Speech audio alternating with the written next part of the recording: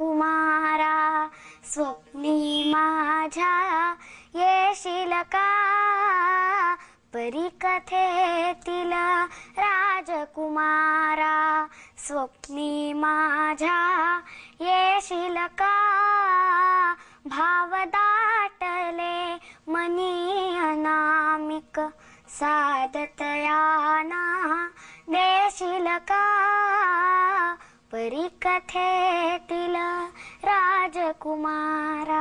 क्या बात आहे मुग्धा. ही स्टाईल हा काय प्रकार आहे? आता माईक तर नाहीये तुझ्या हातामध्ये तरीही म्हणजे तुझी एक स्पेशल स्टाईल आहे ग गाण्याची. त्या स्टाईल विषयी तुला माहिती आहे की प्रेझेंट कसं करायचं, परफॉर्मन्स कसा द्यायचा, कसं शिकलीस, कुठून शिकलीस सगळं?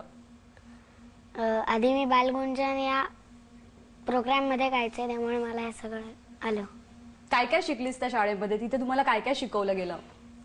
असं शिकवलं गेलं नाही, डायरेक्ट स्टेजवर गायला लागले. मी सगळे म्युझिशियन्स बरोबर गायला लागले.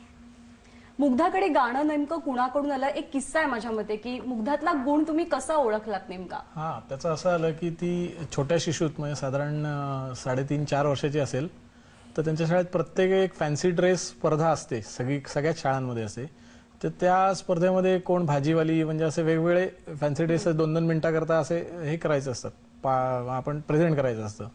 तर हिला नेहमीपेक्षा वेगळं असं काहीतरी करायचं म्हणून मी ठरवलं हिला, म्हणजे मी आणि माझ्या हिच्या आईने असं ठरवलं की हिला आपण मीराबाई एक वेगळं म्हणून मीराबाई. मग आपण तिला पांढरी साडी, कानात फुलं असं सगळं केलं. छोटासा नकली तंबोरा असतो तो खेळण्यातला, तो आणून दिला आणि तिला मीरा बनवली.